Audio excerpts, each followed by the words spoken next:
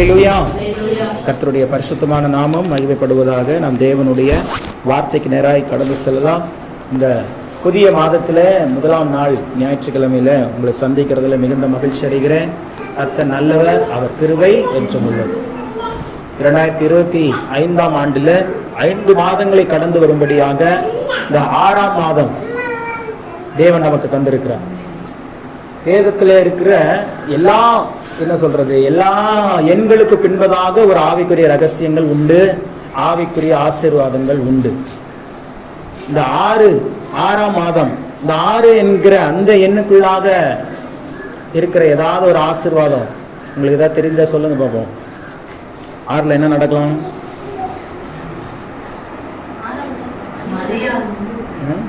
மரியாள். 6க்கு மரியாளுக்கு என்ன சம்பந்தம்?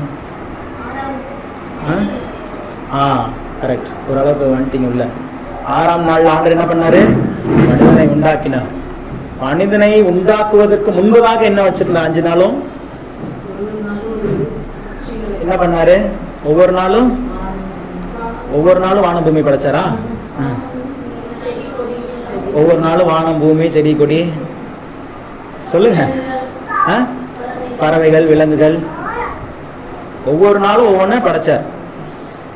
6வது நாள் யாரை படைச்சாரு? மனிதனை படைத்தார். 1லிருந்து 5 வரைக்கும் என்ன யாரை படைச்சாரு? மனிதன் அல்ல, மற்ற காரியங்களை படைத்தார். இந்த மற்ற காரியங்கள்ங்கிறது என்னது? நமக்கு தேவையானது சொல்லுங்க. அப்போ முதலாம் நாளிலிருந்து 5 நாட்களுக்குள்ளாக தேவன் நாம் பார்க்கிற சகலத்தையும் சிருஷ்டித்தார். வானத்தை சிருஷ்டித்தார், நீங்க சொன்னது போல பூமியை சிருஷ்டித்தார். மரம் செடி கொடி விலங்குகள் எல்லாவற்றையும் சிருஷ்டித்தார். எதுக்கு சிருஷ்டித்தார்? அதுதான் கேள்வி. இப்போ அதுதான் மெயின். அப்போ 6ஆம் நாளிலே என்னுடைய பிள்ளை இந்த பூமியில வரப்போகிறான். அவன் வரும்போது, இன்னும் சொன்னா அவன் பிறக்கும் போது, அவன் வாழும் போது, அவன் எந்த விஷயத்துக்காகவும் என்ன பண்ணக்கூடாது? குறைவு பற்றக்கூடாது. எந்த விஷயத்துக்காகவும் ஏங்கிடக்கூடாது. எந்த விஷயத்துக்காகவும் காத்து நின்ற கூடாதுங்கிறதுக்காக சொல்லுங்க அந்த பாயிண்ட. எந்த விஷயத்துக்காகவும் காத்து நின்றுவிட கூடாது என்பதற்காகவே என்ன பண்ணிடுறாங்க? முன்பதாகவே எல்லாம் செஞ்சிடறாங்க. இன்னைக்கு உங்க பாஷையில சொல்லணும்னா, பிள்ளைகளுக்கு இனிமே ஸ்கூல் ஆரம்பிச்சிருவாங்க. 8:30 மணிக்கு ஸ்கூல் அப்படின்னா பிள்ளைகளுக்கு சாப்பாடுலாம் நீங்க எத்தனை மணிக்கு செய்வீங்க? 8:29 செஞ்சா போதுமா? ஏன்? ஆமா, அப்படி செஞ்சே ஒரு சில நேரத்தில் என்ன ஆயிரும்? முடியாது. டக்குனு ஆட்டோ வந்துடும், சாப்பாடு எடுத்து வாயில் வைக்கிறதுக்குள்ள வண்டி வந்துடும், வண்டியில் ஏறி போக வேண்டிய சூழல் ஆயிரும். அப்படிலாம் பல சூழ்நிலைகள் இருக்குது. ஆனா நம்முடைய ஆண்டவர் தம்முடைய பிள்ளைகளை எப்படி நேசிக்கிறார் அப்படின்னா, தன்னுடைய பிள்ளை இந்த பூமியில எதற்காகவும் ஏங்கி நிற்க கூடாது, குறைவுபட்டு வாழக்கூடாது, நிறைவா இருக்க வேண்டும். அவன் விரும்பினது கிடைக்கணும், அவ்வளவுதான். அவன் என்ன ஆசைப்படுறானோ, தன்னுடைய பிள்ளை என்ன ஆசைப்படுகிறானோ, தன்னுடைய பிள்ளை என்ன ஆசைப்படுகிறாளோ அதை உடனடியாக கொடுக்க வேண்டும் என்பதுதான் தேவனுடைய சித்தம். இது கொஞ்சம் யோசிக்கிறது கொஞ்சம் வித்தியாசமா இருக்கும். அப்படியா? ஆண்டவர் நம்மளுக்கு எல்லாவற்றையும் உடனடியாக கொடுக்கணும் தான் நினைக்கிறாரா? எஸ், அதுதான் சத்தியம். வசனம் என்ன சொல்லுது? கேளுங்கள், 1 வருடம் கழித்து உங்களுக்கு கொடுக்கப்படும். அப்படியே சொல்லப்படுகிறது. கேளுங்கள், நீங்க எத்தனை தடவை கேட்டாலும் நான் என்னைக்கு நினைக்கிறேனோ அன்னைக்கு தான் உங்களுக்கு கொடுக்கப்படும். அப்படி இருக்குதா? நம்ம எல்லா லாங்குவேஜை விட தமிழ் லாங்குவேஜ் ரொம்ப ஆசீர்வாதமான ஒரு லாங்குவேஜ். வேதத்தை தியானிக்கும் போது எந்த மொழியில தியானிக்கிறத காட்டிலும் தமிழ் மொழியில தியானிக்கும் போது புதிய வெளிப்பாடுகளை உண்டாக்குவோம். இன்னைக்கு பல ஆராய்ச்சியாளர்கள் அதை நிரூபிச்சிருக்கிறாங்க. உலகத்திலேயே முதல் மொழி தமிழ் மொழி அப்படிங்கிறத நிரூபிச்சுக்கிட்டே இருக்கிறாங்க. அதுக்குண்டான எல்லா காரியங்களும் செய்து கொண்டு இருக்கிறாங்க. ஒரு வேத பண்டிதர்லாம் ரொம்ப அட்வான்ஸ்டா போய் ஆபிரகாமே தமிழ் தான் பேசிட்டு இருந்தாருங்கிறத நிரூபிக்கிறார். ஆபிரகாம், அவருடைய விசுவாசத்தின் தகப்பன் என்று சொல்லப்படுகிற ஆபிரகாமே அவர் வாழ்ந்த நாட்களில் எந்த மொழி தான் பேசிட்டு இருந்தாராம்? தமிழ் மொழி பேசி கொண்டிருந்தாராம். அப்படி பல ஆராய்ச்சியாளர்கள் நிரூபணப்படுத்தி கொண்டிருக்கிறாங்க தமிழ் மொழியில. அப்போ இந்த தமிழ் மொழியில இந்த வேதாகமத்துல நீங்க வாசிக்கும் போது பலவிதமான வெளிப்பாடுகள் கிடைக்கும். அதனாலதான் சொல்றேன், இங்கிலீஷ்ல அது வேற மாதிரி இருக்குது. கேளுங்கள் அப்பொழுது உங்களுக்கு கொடுக்கப்படும் அப்படிங்கிறது, அதை படிக்கும் போது ask and it will be given to you, அவ்வளவுதான். அப்படிதான் இருக்குது. அதுல ஒண்ணு பெரிய அளவுல நீங்க கேட்டா தேவன் உங்களுக்கு என்ன பண்ணுவாரு, கொடுப்பார். அப்படிதான் ஆங்கில வேதாகமத்துல இருக்குது. ஆனா தமிழ் வேதாகமத்துல தான் வித்தியாசமா கேளுங்கள் அப்பொழுது, அதுல மெயினா நம்ம மென்ஷன் பண்ண வேண்டிய, தியானிக்க வேண்டிய அந்த வார்த்தையே என்னது, அப்பொழுது. எப்பொழுது? நீங்க எப்போ கேட்கிறீங்களோ அப்பொழுதே உங்களுக்கு கொடுக்கப்படும். அப்ப ஏன் பிரதர் இப்படி வேற மாதிரி ஒரு ரொட்டீன் லைஃப் மாறுனுச்சு, நம்ம கேட்கிறோம் ஆனாலும் பெற்றுக்கொள்வதற்கு தாமதமாகுது? அதுதான் பாவம். உலகத்திலே பாவம் பிரவேசித்தது நிமித்தம் தான் இந்த பிரச்சனைகள் உண்டானது. அதற்கு முன்பதாக மனிதனை குறித்து தேவன் வைத்திருந்த பிளான் வேற. உலகத்தில் பாவம் வருவதற்கு முன்பதாக மனிதர்களை குறித்து தேவன் வைத்திருந்த திட்டம் வேற, வித்தியாசமானது. ஆனால் பாவம் உள்ளே நுழைந்த உடனேயே அந்த திட்டங்கள் சற்று மாற்றி அமைக்கப்பட்டது. ஒரு எக்ஸாம்பிளுக்கு சொல்லணும் அப்படின்னா, பாவம் உலகத்திலே உள் நுழைவதற்கு முன்பதாக மனுஷனுடைய வேர்வை துளி பூமியில சிந்தப்பட வேண்டிய அவசியம் இல்லை. அவன் ரொம்ப நார்மலாவே, ரொம்ப ரிலாக்ஸாவே நல்லா வாழலாம், நல்லா சாப்பிடலாம், நல்லா தூங்கலாம், ரொம்ப ஃப்ரீயா, என்ன சொல்றது, ஸ்ட்ரெஸ் ஃப்ரீ ஒர்க்னு சொல்லுவாங்க. எந்த ஸ்ட்ரெஸ்ஸும் இல்லாம, எந்த மன உளைச்சலும் இல்லாம, எந்த நெருக்கடியும் இல்லாம ஒர்க் பண்ணணும். ஆனா ரொம்ப ஈஸியா ஒர்க் பண்ணலாம். அதற்குண்டான பிரதிபலனை அவன் பெற்றுக்கொள்ளலாம். அப்படிதான் ஆண்டவர் டிசைன் பண்ணார் மனுஷனை. ஆனா என்றைக்கு பாவம் உள்ளே வருதோ அதுக்கப்புறம் தான் சாபம், அந்த பாவத்தினுடைய விளைவு சாபமாக மாறி அதனுடைய பிரதிபலனை உள்ளாகுது. என்ன ஆகுது? அப்பதான் ஆண்டவர் சொல்றார், மாத்துறாரு. நீ இப்பயும் நல்லா வாழலாம், இப்பவும் நல்லா ரிலாக்ஸா இருக்கலாம், பட் என்ன பண்ண வேண்டியது இருக்குது, உன்னுடைய வேர்வை துளி பூமியில சிந்திதான் ஆகணும். அதற்கு முன்பதாக பெண்கள் பிரசவ வேதனை பட வேண்டியது இல்லை குழந்தை பிறப்பதற்கு. ஆமா, ஆச்சரியமான ஒரு விஷயங்கள். தேவன் அதான் சொன்னேன், ஆண்டவர் ஆதாமையும் ஏவாளையும் அவருடைய சந்ததியும் சிருஷ்டித்ததனுடைய நோக்கம் வேறு, அவர்களை வச்சிருந்த டிசைன் வேறு. பாவம் வருவதற்கு முன்பதாக இதெல்லாம் எப்பதான் வருது? நீ பிரசவ வேதனை படுவாய், குழந்தையை பெறும்போது உன் வேதனை பெருசா இருக்கும், அப்படி இப்படின்னா எப்பதான் வருது? அதெல்லாம் பாவம் பூமியில வந்த பிறகுதான்.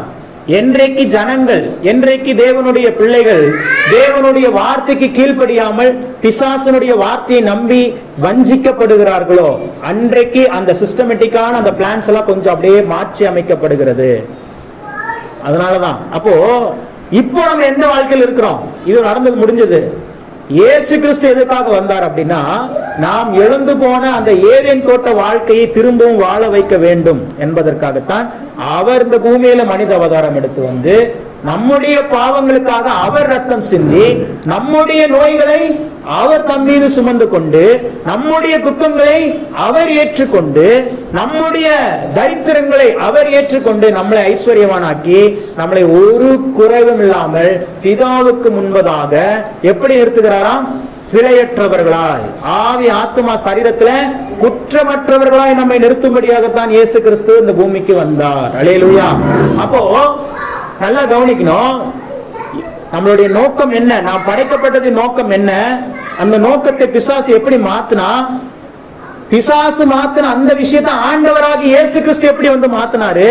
இப்ப நம்ம எங்க இருக்கிறோம்? இந்த 4 விஷயமும் ஒரு தேவனுடைய பிள்ளைக்கு ரொம்ப முக்கியம், புரிந்து கொள்ள வேண்டிய முக்கியமான அந்த 4 காரியம்.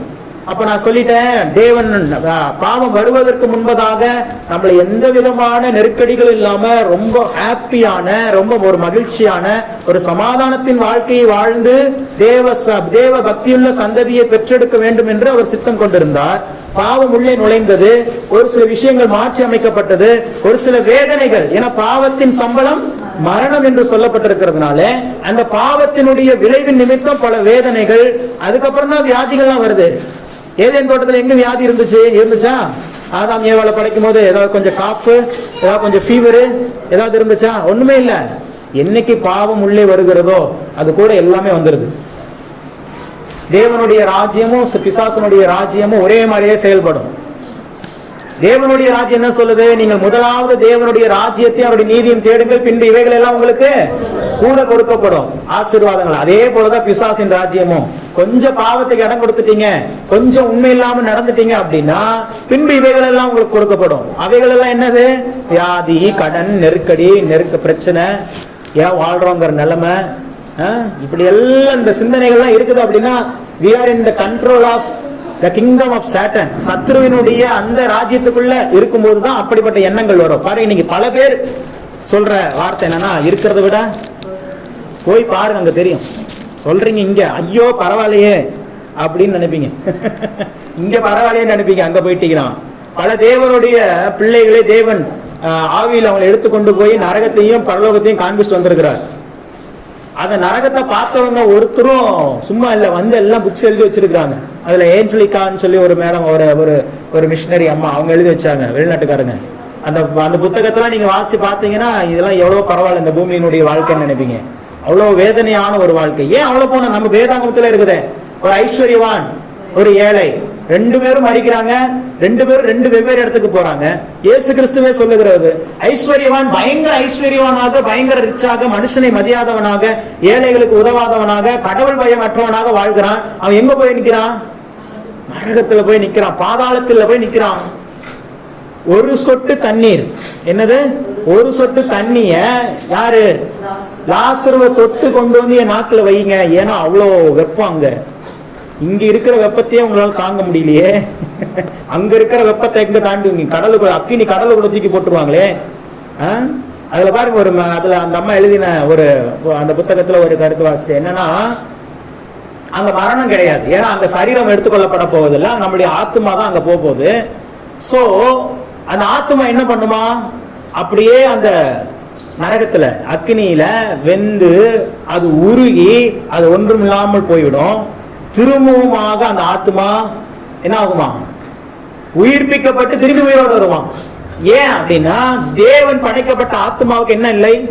மரணம் இல்லை, அது வாழ்ந்து கொண்டே. எப்படி பரலோக வாழ்க்கையில் நித்தியமா நம்ம பரலோகத்துல தேவனோட கழிக்க போறோமோ, அதே போல பாவத்திற்கும் தேவனுக்கும், பாவத்திற்கு இடம் கொடுத்து தேவனுக்கு சித்தம், தேவனுடைய வார்த்தைக்கு செவி கொடுக்காத ஜனங்களும் நித்திய காலமா எங்கதான் இருக்க போறாங்க? நரகத்துல இருக்க போறாங்க. அப்போ இந்த சிந்தனை ஏன் பிசாசு கொடுக்குறான்? அவன் இருக்கிற இடத்துக்கு உங்களை வர வைக்க பாக்குறான். அதனாலதான் அந்த மைண்ட் வருது. இருக்கிறது காட்டிலும் போயிட்டா பரவாயில்ல, இந்த பிரச்சனையை பாக்குறது காட்டிலும் ஏதாவது ஒண்ணு, இப்படியே ஒரு சிந்தனைகள் வந்துட்டே இருக்குதா, நீங்க கொஞ்சம் உங்களை அலசி பார்க்க வேண்டும். நீங்க எந்த ராஜ்யத்துக்குள்ள இருக்கிறீங்கன்னு பார்க்கணும். நீங்கள் சத்ருவினுடைய ராஜ்யத்துல, பிசாசனுடைய ராஜ்யத்துல மாட்டிக்கொண்டு இருக்கிறீங்களா, இல்ல தேவனுடைய ராஜ்யத்துல? தேவனுடைய ராஜ்யத்துல இருக்கிறவங்க மைண்ட் எப்படி தெரியுமா இருக்கும்? அவங்க வாழ்க்கையிலும் பிரச்சனைகள் இருக்கும், அவங்க வாழ்க்கையிலும் போராட்டங்கள் இருக்கும், அவங்க வாழ்க்கையிலும் நெருக்கங்கள் இருக்கும். ஆனாலும் இந்த எல்லாவற்றிற்கும் மேல ஒரு பெரிய விசுவாசம் இருக்கும். என் ஆண்டவர் அதை மாற்றி விடுவார். அல்லேலூயா. என் ஆண்டவர் இந்த பிரச்சனையில என்னை மூழ்க விட மாட்டார். எந்த சூழ்நிலை வந்தாலும், என்னைக்குனாலும் சரி, இன்னைக்கு எனக்கு நடக்கும், நாளைக்கு கண்டிப்பா நடக்கும், நாளைக்கு நடக்கலாம், நாளைக்கு கண்டிப்பா நடந்தே தீரும் என்று அந்த விசுவாசத்தினுடைய அந்த ஆவி, நான் சொல்லுவேன், ரெண்டுமே ஆவி. ஆக்சுவலா பயம் என்கிறது ஒரு ஆவி, ஒரு ஸ்பிரிட். விசுவாசம் என்கிறது ஒரு ஆவி, ஒரு ஸ்பிரிட்.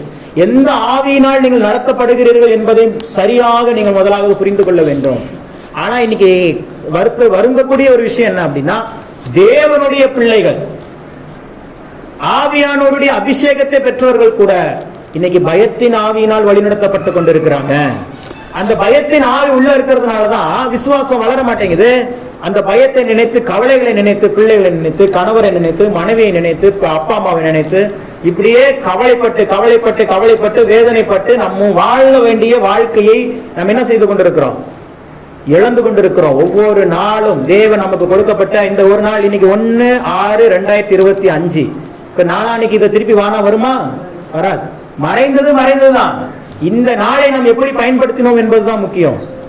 இது அழியக்கூடிய ஒரு இடம். நேரம் என்பது, காலம் என்பது ஒவ்வொரு நாளும் என்ன பண்ணிட்டு இருக்குது? அழிந்து கொண்டிருக்குது. உங்களுக்கு தெரியுமான்னு தெரியல. பர்த்டே ஏன் கொண்டாடுறாங்க? ஆக்சுவலா பிறந்த நாளுங்கிறது எல்லாருக்கும் எப்படி ஒரு சந்தோஷமான நாள் தானே, நம்ம அப்படிதான் நினைச்சு கேக் வெட்டுறோம். பர்த்டேவோடைய பேக்ரவுண்ட், பர்த்டேவோட ஹிஸ்டரி எடுத்து பாத்தீங்கன்னா, ஆக்சுவலா பர்த்டேங்கிறது துக்கத்தின் நாளாம். ஏன் அப்படின்னா, அவன் பிறந்த ஒரு வருஷம் முடிஞ்சிருச்சு, அப்ப வாழ்க்கையில ஒரு வயசு போயிடுச்சு. இப்போ ஒரு எக்ஸாம்பிள், அப்போ 100 வயசு வரைக்கும் நம்ம வாழணும் அப்படின்னா, இப்ப 32 வயசு எனக்கு முடிஞ்சிருச்சு. அப்ப 32 வயசு எனக்கு என்ன ஆயிடுச்சு? போயிருச்சு. அந்த துக்கம் எனக்கு இருக்கக்கூடாதுங்கிறதுக்காக தான் கேக்க வாங்கி முன்னாடி வச்சு வெட்டி வாயில அனுப்பிட்டுறாங்க. யாரு பர்த்டே அன்னைக்கு என்ன பண்ணிடக்கூடாது? அந்த துக்கத்தை, இப்போ நான் வேற சொல்லிட்டேன்னா, இனி உங்களுக்கு பர்த்டே அப்பெல்லாம் உங்களுக்கு இந்த ஞாபகம் தானே வரும். அல்லேலூயா. இந்த ரகசியத்தை நான் கண்டுபிடிச்சேன். ஏன் பர்த்டே அன்னைக்கு கேக் வெட்டுறாங்க, ஏன் ரொம்ப ஹாப்பியா இருக்கிறாங்க? அப்பதான் அதோட ஹிஸ்டரி எடுத்து படிச்சு பார்த்தா இருக்குது. ஆக்சுவலா அது வந்து கொண்டாட வேண்டிய நாட்கள் அல்ல, துக்கப்பட வேண்டிய நாட்கள்.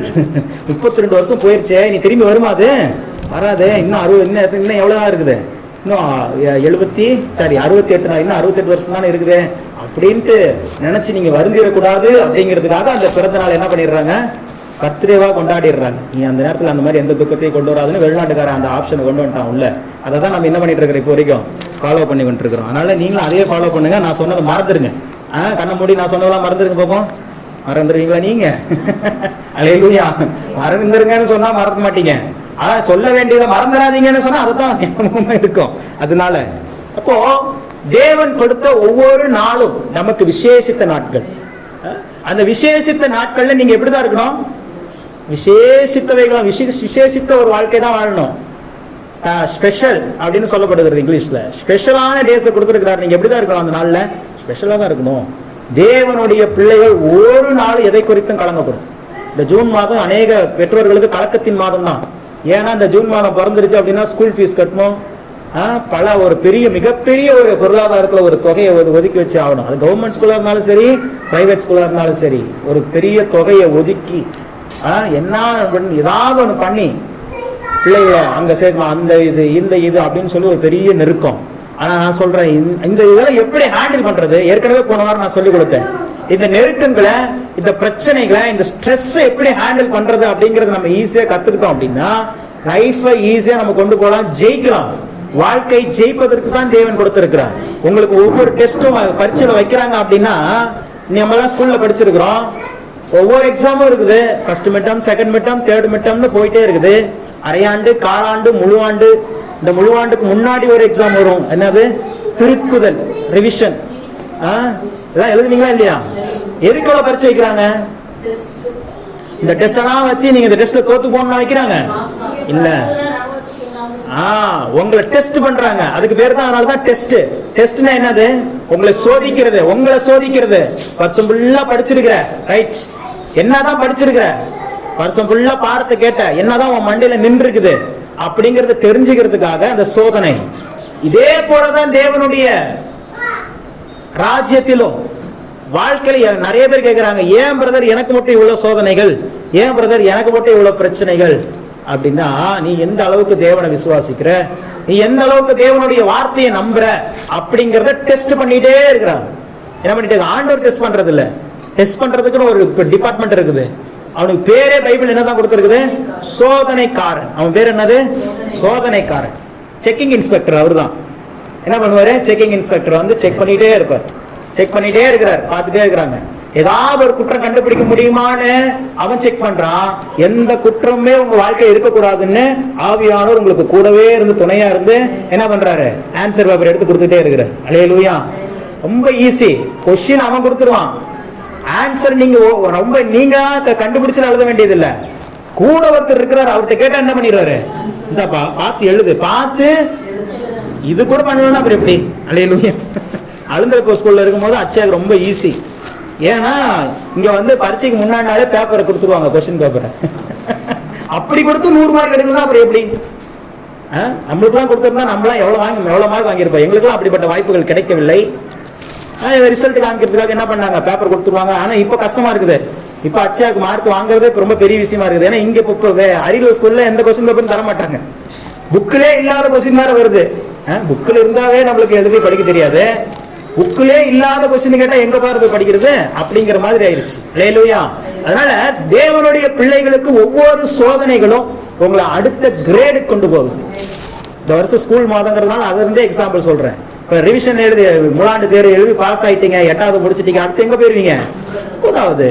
அப்கிரேஷன், உயர்வு, அடுத்த பகுதிக்கு நேரா போறீங்க. அப்புறம் 10, 11, 12, அப்புறம் ஏதோ ஒரு 3 டிகிரி, அப்புறம் வீட்டுல சும்மா இருக்குது. அவ்வளவுதான். அல்லேலூயா. அப்படிதான் நடக்குது. ஏதோ நம்ம எல்லாம் படிக்கிறோம், பெரிய பெரிய வேலைக்கு எல்லாம் போயிரும் அப்படின்னு நினைச்சு படிக்கிறோம். அப்படிலாம் இல்ல. நேற்று ஒரு பாப்பா பேசிட்டு இருந்துச்சு பட்டிமன்றத்துல, கல்வியின் சமுதாயத்தை மாற்றியது. இந்த சமுதாயத்தை மாற்ற மாட்டேங்குதே. அல்லேலூயா. உழைப்பு, தேவனுடைய தயவு தான் ஒரு சமுதாயத்தை மாற்ற முடியும். இதெல்லாம் நம்மளுக்கு வந்து ரிசோர்ஸ். 2 விஷயங்கள் இருக்குது. சோர்ஸ் ஒன்று இருக்குது, ரிசோர்ஸ் ஒன்று இருக்குது. நம்ம இன்னைக்கு அநேக நேரத்தில் இந்த ரிசோர்ஸ் மட்டுமே பார்க்கிறோம். இந்த கல்வி, பணம், தொழில், வேலை, இதெல்லாம் என்னது? ரிசோர்ஸ். ஆனா இந்த ரிசோர்ஸ் எல்லாம் இன்னொரு சோர்ஸ்ல இருந்து தான் நமக்கு உண்டாகும். அந்த சோர்ஸ் தான் தேவனுடைய தயவு, அந்த சோர்ஸ் தான் தேவனுடைய வார்த்தை. அந்த வார்த்தை, அந்த தயவுள்ள அந்த வார்த்தை தான் நம்மளுக்கு ரிசோர்ஸா உண்டாகுது. பூமியில இருந்து வெறும் க்ரூட் ஆயில் தான் ஃபர்ஸ்ட் எடுக்கிறாங்க. அந்த க்ரூட் ஆயில் இருந்து தான் மத்ததெல்லாம் வருது. பெட்ரோல் தனியா எடுக்கிறான், டீசல் தனியா எடுக்கிறாங்க, எல்பிஜி கேஸ் தனியா எடுக்கிறாங்க. ஆனா ரிசோர்சஸ் தான் இதெல்லாம். ஆனா சோர்ஸ் என்னது? ஒரே ஒரு ப்ராடக்ட் தான். க்ரூட் ஆயில்ங்கிற ஒரே ஒரு ப்ராடக்ட்ல இருந்து பிரித்து எடுக்கப்பட்டது. அதே போலதான் தேவனுடைய தயவை நீங்கள் பெற்றுக்கொண்டால் உங்களுக்கு தேவையான நன்மைகள், தேவையான ஆசீர்வாதங்கள், தேவையான ஐஸ்வர்யங்கள், தேவையான எல்லா காரியங்களையும் ரிசோர்ஸாக தேவன் கொடுப்பார். ஆனா இதுல எங்க மிஸ்டேக் பண்ணிடுறோம் அப்படின்னா, ரிசோர்ஸ பெரிய விஷயமா நினைச்சிடறோம். ரிசோர்ஸ செய்யும் தொழிலே என்ன பண்றோம்? செய்வோம் அப்படின்னு.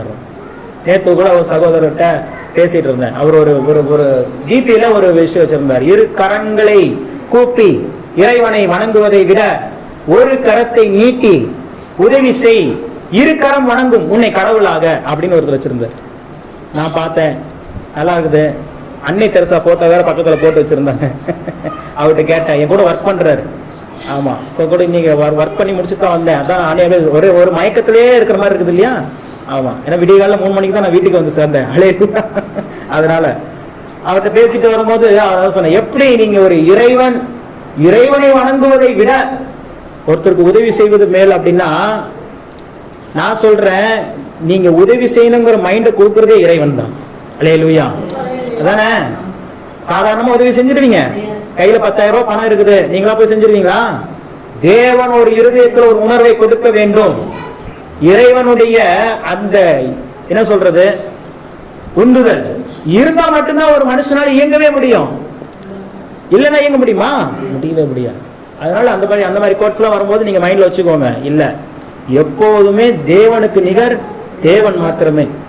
தேவனுக்கு நிகர் வேற எதுவுமே கிடையாது. அப்படிப்பட்ட ஒரு சிந்தையோடு தேவனை நீங்கள் பார்க்கிற விதம் ரொம்ப முக்கியம். ஏன் எப்ப பார்த்தாலும் எனக்கு ஏசப்பா பிரச்சனையா கொடுக்கிறார்? அவருக்கு வேற ஒர்க்கே இல்லை பாருங்க. உங்களுக்கு பிரச்சனையே கொடுத்துட்டு இருக்கிறதுக்கு தான் உங்களை ரட்சித்தாரா? உங்களை பிரச்சனையே கொடுத்துட்டே இருக்க வேண்டியதுதான் அவருடைய ஒர்க்கா? இல்ல இல்ல இல்ல இல்ல, உங்களை அப்கிரேட் பண்ண விரும்புகிறார். ஒவ்வொரு விஷயத்திலும் ஒவ்வொரு காரியத்துக்கு நீங்க கொஞ்சம் யோசிச்சு பாருங்க. ஒரு சின்ன ஒரு பிளாஷ்பேக் பின்னாடி போங்க. உங்க வாழ்க்கையில நடந்திருக்கிற ஏதாவது ஒரு பிரச்சனைகள், இல்ல ஏதாவது ஒரு தோல்வி, இல்ல ஏதாவது ஒரு நெருக்கடியில நீங்க கடந்து வந்திருப்பீங்க. நல்லா கவனிச்சு பாத்தீங்கன்னா, அந்த நெருக்கடியிலிருந்து, அந்த பிரச்சனையிலிருந்து, அந்த போராட்டத்திலிருந்து முக்கியமான ஒரு விஷயத்தை கற்றுக்கொண்டிருப்பீர்கள். லைஃப்ல நீ பண்ணிடவே கூடாதுப்பா அப்படின்னு கத்துருக்கீங்களா? இல்லையா? கற்றுக்கொள்ளுவீங்க. ஏன்னா அதுக்காகத்தான் அந்த என்ன சொல்றது, அந்த நிறைய பேர் லவ் பண்ணி மேரேஜ் பண்றாங்க. அவங்களும் நிறைய கத்துருப்பாங்க. இனி வாழ்க்கையில நீ பண்ணா என்ன பண்ணணும் அப்படிங்கிற மாதிரி பல காரியங்கள் வாழ்க்கையில, பல விதமான சூழ்நிலைகள் நான் நிறைய பார்த்திருக்கிறேன். நான் பிசினஸ்ல இருக்கும்போது நான் நிறைய பகுதிகளை கடந்து வந்திருக்கிறதுனால நிறைய காரியங்களை கற்றுக்கொண்டிருக்கிறேன். நான் கற்றுக்கொண்ட முதல் பெரிய பாடமே, மனுஷனை நம்பாதே. கூட இருக்கிறவங்க என்ன பண்ணிடக்கூடாது? நம்பிடவே கூடாது. அவங்கள ரிசோர்ஸா தான் பார்க்கணுமே ஒழிய சோர்ஸா என்ன பண்ணிடக்கூடாது? பார்க்கக்கூடாது. ஜஸ்ட் ஒரே ஒரு சூழல்ல ரிசோர்ஸா பார்த்துட்டோம் அப்படின்னா மிகப்பெரிய இழப்புகளை சந்திக்க வேண்டியதா இருக்கும். மிகப்பெரிய இழப்புகளை, மிகப்பெரிய ஒரு சின்ன மிஸ்டேக் தான். பாருங்க, மோசே போன வாரம் பிரசங்கம் பண்ண, இங்க பண்ணனா குரூப்ல பண்ணனான்னு தெரியல. மோசே பண்ண ஒரே ஒரு மிஸ்டேக் தான், ஒரே ஒரு தவறான ஆலோசனை, முழு இஸ்ரவேல் ஜனங்களும் கானான் தேசத்தை சுதந்திரிக்க முடியாம போயிருச்சு. ஆண்டவர் கொடுத்த தேசம் நல்ல தேசம் தான். ஆனா மோசேக்கு என்ன ஆயிடுச்சு? இப்ப டவுட் வந்துருச்சு. அது நல்ல தேசமோ கெட்ட தேசமோ, அது நல்ல நிலமோ கெட்ட நிலமோ, போய் பார்த்துட்டு வாங்கன்ட்டு அவன் பார்த்துட்டு வந்து இருக்கிறத சொல்லிட்டான். அது கெட்ட நிலம் தான், போச்சு. நல்ல நிலம் தான், ஆனா அங்க இருக்கிறவங்க நம்ம என்ன பண்ணிடுவாங்க? போட்டுவாங்கன்னா அதை நம்பிட்டாங்க இஸ்ரவேல் ஜனங்கள். நான் பாருங்க, எப்பவுமே பாசிட்டிவான காரியத்தை நீங்க 10 சொன்னா 2 தான் மண்டையில ஏறும். ஆனா நெகட்டிவான காரியம் ஒண்ணு சொல்லிட்டீங்கன்னா அது அப்படியே மனப்பாடாயிரும். பார்த்திருக்கீங்களா? நம்மளுடைய மைண்ட் அப்படி ஆப்டா இருக்கும். நம்மள பிசாசு அப்படி மைண்ட் ஏன்னா நம்ம பார்க்கிற சூழ்ச்சி இருக்கிற சூழ்நிலை அப்படி. என்னைக்காவது நியூஸ்ல இந்த விமானம் திருச்சி விமான நிலையத்துல எந்த பிரச்சனையும் இல்லாமல் பத்திரமாக கீழே இறங்கினதுங்கிற நியூஸ் நம்ம பார்க்கவே மாட்டோம். 2 விமானங்கள் நேருக்கு நேர் மோதியது அப்படின்னு வந்துச்சுன்னா உடனே என்ன பண்ணிடுவான்? அதான் பார்ப்போம். ஏன்? நம்ம மைண்டே எப்படிதான் இருக்குது, அப்படி ஆப்ட் ஆயிடுச்சு. ஒரு நெகட்டிவான நியூஸை தேடி போற மாதிரி பிசாசு என்ன பண்ணிட்டான், நம்ம மைண்ட மாத்திட்டான். ஒரு நாள் அதுக்கு நீங்க என்ன பண்ணவே கூடாது, இடம் கொடுக்கவே கூடாது. இதெல்லாம் எதுக்கு சொல்றேன்னா, இதுதான் ஃபவுண்டேஷன். ஒரு பில்டிங்க்கு எதுதான் முக்கியம், பேஸ்மெண்ட் தான் முக்கியம். பில்டிங் எவ்வளவு வேணா அழகா இருக்கலாம், எவ்வளவு வேணா ஆர்கிடெக்ட் வச்சு எவ்வளவு அழகான ஒரு கட்டிடமா கட்டலாம். ஆனா அந்த ஃபவுண்டேஷன்ங்கிற அந்த அடித்தளம் வந்து ஸ்ட்ராங்கா இல்ல அப்படின்னா கட்டின வீடு என்ன ஆகிரும், இடிஞ்சிரும், விழுந்துரும். சாதாரணமான ஒரு சின்ன நிலநடுக்கத்துல, சாதாரணமான ஒரு சின்ன புயல் என்ன ஆயிரும், நொறுங்கிவிடும். அதனாலதான் இப்ப ஃபவுண்டேஷன் பண்ணிட்டு இருக்கிறேன். ஃபவுண்டேஷன்ங்கிறது இதுதான். வாழ்க்கையில சோதனைகளும் பிரச்சனைகளும் நீங்கள் உயர்வதற்காகவே. அல்லேலூயா சொல்லுங்க. நான் கண்ட தோல்விகள் அனைத்தும் எனக்கு ஜெயமே, ஜெயத்தை தருவதற்காகவே. ஆமென். அல்லேலூயா. எத்தனையோ கேள்விப்பட்டிருப்பீங்க. தாமஸ் ஆல்வா எடிசன் எத்தனை முறை இந்த ஃபேன், இந்த பல்பை கண்டுபிடிக்கிறதுக்கு, கரண்டை கண்டுபிடிக்கிறதுக்கு எத்தனை தடவை தோர்த்து போனாரு. 999 தடவை தோர்த்து போனாராம். 1000வது முறை மாத்திரம் தான் என்ன பண்ணாரு, ஜெயிச்சார். ஒரு 800 முறை தோத்துட்டோம், இனிமே இது முயற்சி பண்ண வேண்டாம்னு சொல்லி விட்டுருந்தா இன்னைக்கு என்ன இருக்கும், மின்சாரமே இருக்காது. நீங்க நானும் எப்படி இருப்போம், கையில விளக்கு வச்சுட்டு இருப்போம். அந்த என்ன தீப்பந்தம் வச்சுதான் நடந்தாங்க, வேற வழி இல்லை. ஆனா இன்னைக்கு அதான் ஒரு மனிதனுடைய அந்த விடாமுயற்சி ஒரு திரள் ஜனங்களுக்கு ஆசீர்வாதமாக இருக்கிறது. நான் சொல்றேன், உங்கள் ஒருவருடைய விசுவாசம் உங்க குடும்பத்தையே ஆசீர்வதிக்கும். அல்லேலூயா. பிரதர், என் கணவர் ரட்சிக்கப்படலையே, பிரதர் எங்க அம்மா அப்பா ரட்சிக்கப்படலையே, என் அக்கா தங்கச்சில ரட்சிக்கப்படலையே, நீங்க ரட்சிக்கப்பட்டுட்டீங்களா? உங்களுக்கு அந்த விசுவாசம் இருக்கா தேவன் மீது? கட்டாயம் உங்கள் குடும்பம் தேவ சந்நிதியை சேரும். இதுக்கு பல எடுத்துக்காட்டுகள் வேதாகமத்தில் இருக்கிறது. நோவாவுக்கோ கர்த்தருடைய கண்களில் கிருபை கிடைத்தது. ரொம்ப தெளிவா, ரொம்ப ஸ்பெசிபிக்கா ஆண்டவர் சொல்லிட்டார். நோவாவுக்கோ அப்படின்னா வேற அங்க யார் தான் இருக்கிறா, நோவாவுக்கு மட்டும்தான் தேவனுடைய கண்கள் என்ன கிடைச்சிச்சு, கிருபை கிடைத்தது. ஆனால் பேழையில் பாதுகாக்கப்பட்டது யாரு, நோவாவுடைய மனைவி, நோவாவுடைய 3 மகன்கள், அதோட விட்டா பரவாயில்ல 3 மருமகள், அனைவரும் என்ன பண்ணாங்க, பாதுகாக்கப்பட்டாங்க. நானும் என் வீட்டாருமோ வென்றால் கர்த்தரையே சேவிப்போம். கர்த்தராகிய இயேசு கிறிஸ்துவை விசுவாசியுங்கள். அப்படி இல்ல, விசுவாசி அப்படின்னா அது என்னது, சிங்குலரா ப்ளூரலா இருக்கிறது நம்ம பார்த்துக்கணும். கர்த்தராகிய இயேசு கிறிஸ்துவை விசுவாசினா, நீங்க சரியாக விசுவாசித்தால் அப்பொழுது நீயும் உன் வீட்டார். அதான் அடிஷனலா ஆண்டவர் உங்களுக்கு செய்யற கிருபை. அதனாலதான் நான் சொல்றேன், இவங்க சர்ச்சுக்கு வரலையே, அவங்க சர்ச்சுக்கு வரலையே, அதெல்லாம் யாரை பத்தியுமே கவலைப்படாதீங்க. நீங்க வந்துட்டீங்களா, நீங்க ஆசீர்வதிக்கப்பட்டவர்கள். ரேஷன் கடையில பொருள் கொடுக்குறாங்க இன்னைக்கு, சரியா? போறவங்க என்ன பண்ணிடுவாங்க, போகாதவங்களுக்கு நமக்கு ஏதாவது நஷ்டம் இருக்குதா வந்தவங்களுக்கு. ஆனா நம்மளுக்கு என்ன தெரியுமா கவலை, யாரும் வரலையே, யாரு வந்தா என்ன, யாரு வரலாம் என்ன, நீங்க வந்தீங்களா அது போதும். நாளை யாருமே இல்லாம மனைவியும் ஜாகின வச்சே பிரசங்கம் பண்ணாலு, அல்லேலூயா. இங்க ஒருத்தர் வந்தாலும் உங்களுக்காக நான் எங்க இருந்தாலும் வருவேன். எத்தனை மணினாலும் வந்து பிரசங்கம் பண்ணி தேவனுடைய வார்த்தைகளை கொடுத்துட்டு போவேன். அதனால என்னை ஆண்டு அதெல்லாம் கரெக்டா என்ன பண்ணிருக்கிறாரு, உருவாக்கி தான் வந்திருக்கிறாரு. அதனால எப்பவுமே நான் ஒரு திரள் கூட்டம் இருக்கணும்னு விரும்பினதே இல்ல. எனக்கு தேவை 2 அல்லது 3. ஏன்னா அது என்ன கணக்கு, 2 அல்லது 3 கூடி இருந்தா அங்க யார் வந்துருவா, போதும். அதுதானே வேணும். ஆவியானவர் இருக்கிற இடத்துல என்ன உண்டு, விடுதலை உண்டு. எல்லாமே ப்ராசஸ். மேக்ஸ்ல பாத்தீங்கன்னா ஒரு ஃபார்முலா, a+b = a+b தான். என்ன ஒரு இது சொன்னா உடனே ஏதாவது யோசிச்சிட கூடாது. நான் தான் ரொம்ப ஈஸியா தானே சொல்றேன். a+b = என்னது, ab வரும், a+b தான் வரும். abனா a-வும் b நடுவில் எதுவுமே இல்லைன்னா என்ன அர்த்தம்? எனக்கு கூட ஞாபகம் இருக்குது, மேக்ஸ்ல 46 மார்க் வாங்கின எனக்கு ஞாபகம் இருக்குது. மேக்ஸ்ல 90 மார்க் வாங்கின நிறைய பேருக்கு மறந்து போச்சு. அல்லேலூயா, ஐசாயிடுச்சுல. Okay, right. அதனால எல்லாமே ஃபார்முலா தான். தேவன் இந்த இடத்துல கொண்டு வர்றதுக்கு 3 பேர் இருந்தா போதும். அது என் குடும்பத்திலே இருக்கிறாங்க. நானே, என் மனைவி, 3 பிள்ளைகள், 5 பேர் இருக்கிறோம். மோர் தென் எனஃப். தேவனுடைய ஆவியானவர் வந்துருவார். வந்துட்டாருன்னா அங்க விடுதலை தான். அல்லேலூயா. ஒரு நாள் இப்ப கூட பாருங்க, ஏதோ சும்மா உட்கார்ந்து கேட்டுட்டு இருக்கிறோங்கிறீங்க இல்ல, உங்களுடைய ஆவியின் மண்டலத்துல ஒரு சில கிரியைகள் நடந்து கொண்டிருக்கிறது. ஆண்டவர் இப்பொழுது உங்களுக்காக, எனக்கு ஒரு வார்த்தை ரொம்ப பிடிக்கும், இப்பொழுதும் அவர் கிரியை செய்து கொண்டிருக்கிறார். யோபு சொன்னாரு, இப்போதும் அவர் எனக்காக கிரியை செய்து கொண்டிருக்கிறார். 2 வாரத்துக்கு முன்னாடி அந்த பிரசங்கம் பண்ண யோபினுடைய 5 காரியங்கள். இழப்பிலிருந்து 2 மடங்கு ஆசீர்வாதத்திற்கு போவதற்கு 5 விஷயத்தை பேசணும்ட்டு யாருக்காவது ஞாபகம் தான்? அப்படி இல்ல, மரணத்தை அல்ல மாறுதலுக்காக காத்திருக்கிறேன். அவர் எனக்காக கிரியை செய்து கொண்டிருக்கிறார். என் மீட்பர் உயிரோடு இருக்கிறார்.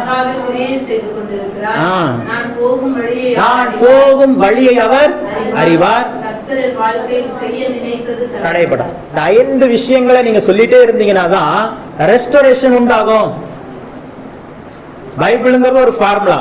அந்த ஃபார்முலாவை கரெக்டா அப்ளை பண்ணீங்கன்னா ஆன்சர் என்னதான் பண்ணி ஆகணும், வந்தே தீர வேண்டும். ஆண்டவர் அப்படிதான் சிஸ்டமேட்டிக்கா வச்சிருக்காரு. நம்ம ஃபார்முலாவை தப்பா போட்டுட்டு ஆன்சர் வரலையா ஆன்சர் என்ன பண்ணாது, வராது. தேவன் அப்படி சிஸ்டமேட்டிக்கா வச்சுட்டார். நம்ம தான் அதை எடுத்துக்கொள்ள வேண்டும். வேண்டிக் கொள்வதற்கும் நினைப்பதற்கும் மிகவும் அதிகமாய் நமக்குள்ளே கிரியை செய்ய வல்லவர். அவரால் முடியும். பெற்றுக்கொள்வதற்குண்டான வழிகள் நம்ம தான் தேடிக்கொள்ள வேண்டும். அதுக்கு தான் நம்ம கையில கொடுத்துருக்கு. நான் சொன்ன அந்த ஆன்சர் பேப்பர், ஹோலி ஸ்பிரிட் பரிசுத்த ஆவியானவர் கொடுக்கிற அந்த ஆன்சர் பேப்பர் வேற எதுவும் இல்லை, இந்த வேதாகமம் தான். இந்த வேதாகமத்தில் இருந்து தான் நாம் அனைத்து ஆசீர்வாதங்களையும் எடுத்துக்கொள்ள முடியும். நான் அடிக்கடி சொல்லுவேன், உங்களுடைய செழிப்பு, உங்களுடைய ஐஸ்வர்யம் எங்கோ ஒரு இடத்துல இல்ல, எங்கதான் இருக்குது, உங்களுக்குள்ள இருக்குது. உங்களுடைய மனநிலை உங்களுடைய பண நிலையை மாற்றும். உங்களுடைய சிந்தனைகள் தான் உங்களை மாற்றும். அதுதான் அப்துல் கலாம் சொன்னாரு, கனவு காணுங்கள் அப்படிங்கிறதா. நம்ம தூங்கிட்டு இருக்கும் போது பாக்குறது கனவு அல்ல, நம்மை தூங்க விடாமல் விடுவதுதான் கனவு. அது ஏன் அவர் பார்க்க சொல்றாரு அப்படின்னா, நீங்கள் அந்த கான்சியஸாவே இருக்கும்போது ஒரு நாள் வரும், நீங்க என்ன நினைச்சீங்களோ அப்படியே இருப்பீங்க. இதுவும் ஆண்டவர் அப்படி நம்ம டிசைன் பண்ணியிருக்கிறார். தேவனுடைய பிள்ளைகளை தேவன் இப்படிதான் டிசைன் பண்ணியிருக்கிறார். நீங்கள் என்ன சிந்திக்கிறீர்களோ, மனிதனுடைய நினைவுகள் எப்படியே அவன் அப்படியே இருக்கிறான். அப்போ உங்களுடைய நினைவுகள் எப்பவுமே உங்களை குறித்து உயர்ந்ததாக தான் இருக்க வேண்டும். என்னெல்லாம் முடியாது பிரதர், நான் இந்த அளவுக்கு ஆசீர்வாதமா என்னால எனக்கெல்லாம் கிடைக்காது, என் பிள்ளைகள் இவ்வளவு, அப்படிலாம் இல்லை, அப்படிலாம் நினைக்கவே கூடாது. நான் தான் பெஸ்ட், என் குடும்பம் தான் பெஸ்ட், என் பிள்ளைகள் தான் பெஸ்ட், என் கணவர் தான் பெஸ்ட், என் மனைவி தான் பெஸ்ட்னு என்னைக்கு உங்க வாயில வார்த்தைகள் வருகிறதோ அன்றைக்கு வாழ்க்கையில மாறுதல்களை நீங்கள் பார்ப்பீர்கள். எப்படி பிரதர் பச்சையா பொய் சொல்றது அப்படிங்கிறீங்க? பொய்யெல்லாம் இல்லை, இது நீங்கள் எதிர்பார்க்கிற காரியங்கள். உண்மை வேற, சத்தியம் வேற. நான் சொல்லி கொடுக்கிறது சத்தியம், அது உண்மையா பொய்யா அப்படிங்கிறது மேட்டர் அல்ல. நீங்கள் எதுவாக இருக்க விரும்புகிறீர்கள் அதையே பேசுங்கள், அதையே சிந்தியுங்கள். ஒரு நாள் வரும் நீங்கள் அதையாகவே மாறுவீர்கள். அல்லேலூயா. அதுதான் ஆண்டவர் நமக்கு கொடுத்திருக்கிற திட்டம். ஆனா அதையே ஆண்டவர், அதையே பிசாசு என்ன பண்ணிட்டான்னா, நம்ம மைண்ட்ல பலவிதமான நெகட்டிவான காரியங்களை கொடுத்து நம்மளை குறித்து, நம்முடைய கணவரை குறித்து, நம்முடைய பிள்ளைகளை குறித்து தாழ்வான மனப்பான்மையிலேயே வச்சுட்டோம். இன்னைக்கு எந்த கணவர் தன் மனைவியை ரொம்ப இதா பேசுறாரு, உயர்த்தி வச்சு பேசுறாரு? பாருங்க, என் மனைவியே பசு சொல்லிருச்சு, அப்பயே தெரிஞ்சிருக்கோம் எப்படி இருக்குன்னு. இல்ல எந்த மனைவி தன்னுடைய கணவரை உயர்த்தி பேசுறாங்க? அதுக்கு நாங்க தாங்க ஆன்சர் பண்ணோம். ஜென்ஸ் நாங்க இருக்கிறோம்ல. அல்லேலூயா. எல்லாத்துக்குமே நீங்க ஆன்சர் பண்ணிட்ட எப்படி? ஏன் அதான் சொல்றேன், அதனாலதான் மாற்றம் இல்ல. அதனாலதான் இப்ப எங்க வீட்டுல குழம்பு எப்படி இருந்தாலும் சரி, நான் குறையே சொல்றதே இல்லை. எதனாலும் பரவாயில்ல, நல்லா இருக்கு சாப்பிட்டுறேன். நல்லா இருக்குன்னு சொல்லுனாலும் என்ன பண்ணிடுறேன், சாப்பிட்றேன். ஃபர்ஸ்ட்லாம் குறை சொல்லுவேன், ஏன் இப்படி இருக்குது, ஏன் அப்படி இருக்குது, ஏன் அப்படி இருக்குதுன்ட்டு. ஆர்டர் கற்றுக் கொடுத்துட்டாரு, இல்லப்பா கொஞ்சம் நீ பொய்யா தான் வாழ்ந்தாகணும், வேற வழி இல்லை, இதுதான் சத்தியம், இதுதான் ஆவிக்குரிய உலகம். நீ ஆவிக்குரிய உலகத்தை ஆள வேண்டும் என்று சொன்னால் இதெல்லாம் சகிச்சுதான் ஆகணும். ஆர்டர் கற்றுக் கொடுத்துட்டாரு, அமைதியாயிட்டேன். அல்லேலூயா. ஆமா, அப்படி தேவன் நம்மள சிஸ்டமேட்டிக்கா நம்மள வித்தியாசமா வித்தியாசமா நம்மள டியூன் பண்ணி வச்சிருக்கிறார். அந்த டியூனுக்கு நேரா நம்ம போகும்போது ஆசீர்வாதங்கள். அப்படி நீங்க வந்துட்டீங்கன்னா நீங்க ஒரு மேக்னெட்டா மாறிடுவீங்க.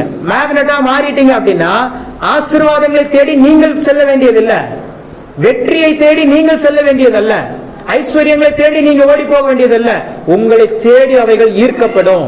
இததான் உலக பிரகாரமான மனுஷர்கள் கண்டுபிடித்து அதுக்கு ஒரு பேர் வச்சுட்டாங்க, லா ஆஃப் அட்ராக்ஷன்.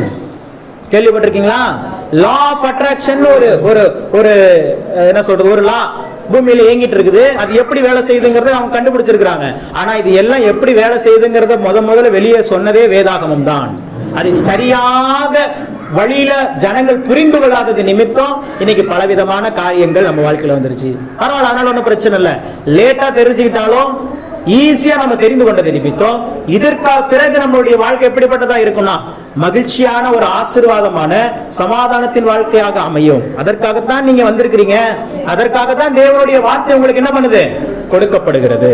ஒரு வசனத்தை வாசிங்க. எரேமியாவின் புத்தகம் 32ஆம் அதிகாரம் 27ஆம் வசனம். இந்த மாதத்தினுடைய வாக்குத்தத்த வார்த்தையாக தேவன் நமக்கு தருகிற வார்த்தை. எரேமியாவின் புத்தகம் 32ஆம் அதிகாரம் 27ஆம் வசனத்தை வாசிக்கலாம். இதோ நான் மாம்சமான யாவருக்கும் தேவனாகிய கர்த்தர், என்னாலே செய்யக்கூடாத அதிசயமான காரியம் ஒன்று உண்டோ? கண்களை மூடி. பரிசுத்தமுள்ள தகப்பனே, உமது வார்த்தைகளின்படி எங்களோடு பேசும். சொல்லும் அடியார்கள் கேட்கிறோம். இயேசு கிறிஸ்துவின் நாமத்தில் பிதாவே, அல்லேலூயா. நேற்றைய தினத்துல தேவ சமூகத்துல இந்த நாளுக்குரிய இந்த மாதத்துக்குரிய வாக்குத்தத்தத்தை ஆண்டவரிடத்துல கேட்கும் போது ஆண்டவர் கொடுத்த ஒரு வார்த்தை, என்னாலே செய்யக்கூடாத அதிசயமான காரியம் ஒன்று உண்டோ? இப்ப உங்ககிட்ட கேட்கிற உண்டோ? இல்லை. அப்ப இல்ல அப்படின்னா இந்த மாதத்தில், இந்த மாதம் அவரால் அதிசயங்கள் நம்ம வாழ்க்கையில செய்யப்படும். அல்லேலூயா. அதிசயங்களை செய்கிற தேவன் அப்படின்னு அவருக்கு ஒரு பேரே இருக்குது. இன்னும் சொல்ல போனா அவருடைய நேமே அதிசயம் தான். மனாசே கேட்கிறார், உங்க பேர் என்ன? கர்த்தருடைய தூதனானவர்கிட்ட வந்து கேட்கிறார், நீங்க யார், உங்க பேர் என்ன சொல்லுங்க. என் பேரை யாப்பா கேட்கிற? அது அதிசயம். மிராக்கிள், வண்டர், ரெண்டு விஷயங்கள் இருக்குது. மிராக்கிள்ங்கிறது வந்து பாத்தீங்கன்னா அற்புதங்கள், வண்டர்ங்கிறது அதிசயம். ஏற்கனவே அதுக்கு உண்டான விளக்கம் நான் சொல்லியிருக்கிறேன். அற்புதங்கிறது ஒரு விஷயத்தை ஒரு இருக்கிறத மாற்றி அமைக்கிறது தான் அற்புதம். தண்ணீர் இருந்தது, அது என்னவா மாத்தினாரு? திராட்சை ரசமாய் மாற்றினார். அது ஒரு அற்புதம். ஆனால் அதிசயம் என்பது அது அல்ல. ஒண்ணுமே இருக்காது, ஆனால் அதை நிகழ்த்தி காட்டுவார். அதுக்கு இருக்க எக்ஸாம்பிளான வசனம் தான், நீங்கள் காற்றையும் காண மாட்டீர்கள், மழையையும் காண மாட்டீர்கள், ஆனாலும் இந்த பள்ளத்தாக்கு தண்ணீரினால் நிறம். அதுக்கு பேர் தான் அதிசயம். இந்த மாதத்தை குறிச்சு வச்சுக்கோங்க. இந்த மாதத்தில் உங்கள் வாழ்க்கையில மிகப்பெரிய அதிசயத்தை நீங்கள் காண்பீர்கள். அல்லேலூயா. அதற்குண்டான எந்த சூழலும் இருக்காது. காற்றை பார்க்க மாட்டீங்க, மழையையும் பார்க்க மாட்டீங்க, ஆனாலும் தண்ணீர் வரும், உங்களுடைய பள்ளத்தாக்கை நிரப்பும். அதான் ஆண்டவர் சொல்றாரு, என்னாலே செய்யக்கூடாத அதிசயமான காரியம் ஒண்ணு கூட இல்ல, எல்லா அதிசயங்களையும் நான் செய்வேன். எப்ப நடக்குது? மீகாவின் புத்தகத்துல பாக்குறோம். 7ஆம் அதிகாரத்துல 15வது வசனத்துல சொல்லப்படுகிறது, நீ எகிப்து தேசத்திலிருந்து புறப்பட்ட நாளில் நடந்தது போலவே உன்னை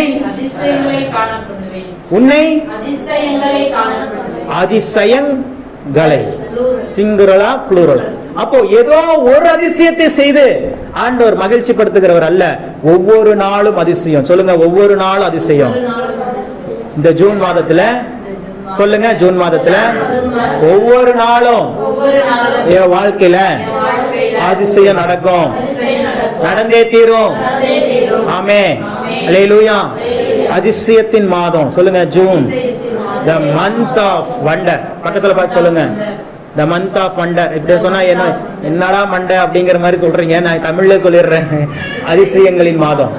அதிசயத்தின் மாதம் அல்ல, அதிசயங்களின் மாதம். சொல்லுங்க, அதிசயங்களின் மாதம். நீங்க ஒவ்வொரு நாளும், நான் சேலஞ்ச் பண்றேன், ஒவ்வொரு நாளும் ஒரு அதிசயத்தை பார்ப்பீர்கள். எதிர்பார்க்கணும். பிரதர் சொல்லிட்டார், நடந்துருமா? பிரதர் சொல்ல மட்டும் நடக்காது. பிரதர் சொன்னதை நீங்க சொல்லணும். என்ன பண்ணணும்? பிரதர் சொன்னதை நீங்க சொல்லணும். பிரதர் யோசிக்கிறத நீங்களும் யோசிக்கணும். ஆட்டோமேட்டிக்கா அதிசயங்கள் நடக்கும். ஒவ்வொரு நாளும் அதிசயம். எகிப்து தேசத்திலிருந்து புறப்பட்ட நாளில் நடந்தது போலவே. யார் நடந்தா? அப்படி எகிப்து தேசத்திலிருந்து யார் புறப்பட்டு வந்தது? இஸ்ரவேல் ஜனங்கள். இஸ்ரவேல் ஜனங்களுடைய வாழ்க்கையில எத்தனை அற்புதங்களை, எத்தனை அதிசயங்களை செய்திருக்கிறார். நான் இன்னைக்கு வந்து ஃபுல்லா விளக்கமா சொல்ல போறது இல்ல, 5 பகுதிகளை உங்களுக்கு தரப்போறேன். நீங்க தான் அடுத்த வாரம் வாசிட்டு வந்து எனக்கு அதுல என்னென்ன அதிசயம் இருந்துச்சுன்னு சொல்ல போறீங்க. அதிசயத்தை பார்த்தாவே தெரிஞ்சிடும். அதுல இருக்கிற அந்த அதிசயத்தை பெற்றுக்கொள்வதற்கான வழி அப்படிங்கறத நீங்க தான் கண்டுபிடிக்க போறோம். அல்லேலூயா. அப்போ எகிப்து தேசம் என்பது அடிமைத்தனத்தின் தேசம். அந்த இடத்துல வந்து நீங்க மகிழ்ச்சியா இருக்க முடியாது. அந்த இடத்துல வந்து நீங்க நெருக்கடி மத்தியில தான் வாழ்ந்தாகணும். அந்த இடத்துல வந்து ஒரு நிறைவை பார்க்க முடியாது, குறைவை தான் பார்க்க முடியும். உழைப்பு அதிகமா இருக்கும். காலையில இருந்து 5 மணில இருந்து நைட்டு 11 மணி வரைக்கும் வேலை செய்து கொண்டே இருக்கிற மாதிரி தான் இருக்கும். ஆனால் அதற்குண்டான ஊதியத்தை என்ன பண்ண முடியாது, அந்த இடத்துல பெற்றுக்கொள்ள முடியாது. அதனாலதான் எகிப்து என்பது அடிமைத்தனத்தின் தேசம், எகிப்து என்பது பாவத்தின் தேசம் அப்படின்னு சொல்லுவாங்க வேத பண்டிதர்கள். அப்போ எகிப்து தேசத்திலிருந்து புறப்பட்ட நாளில் நடந்தது போலவே அப்படின்னா என்ன அர்த்தம் அப்படின்னா, இன்றைக்கு நீங்கள் எந்த அடிமைத்தனத்தில் இருக்கிறீர்களோ, எந்த பயத்துக்குள்ளாக இருக்கிறீர்களோ, எந்த பாவத்திற்குள்ளாக இருக்கிறீர்களோ, அதில் இருந்து புறப்பட்டு நடக்கும் பொழுது நீங்கள் அதிசயங்களை பார்க்க முடியும். அல்லேலூயா. நிறைய பேருக்கு என்னன்னா, பாவம் செஞ்சாதானே அப்படின்னு நினைக்கிறீங்க. பயம் என்பதே ஒரு பாவம். இந்த சத்தியத்தை நீங்க எங்க கேள்விப்பட்டிருக்க முடியாது. நீங்கள் பயப்படுகிறீர்கள் என்று சொன்னால் அது என்னது, பாவம். ஏன்னா அந்த ஸ்பிரிட்டை தேவன் நமக்கு கொடுக்கலையா.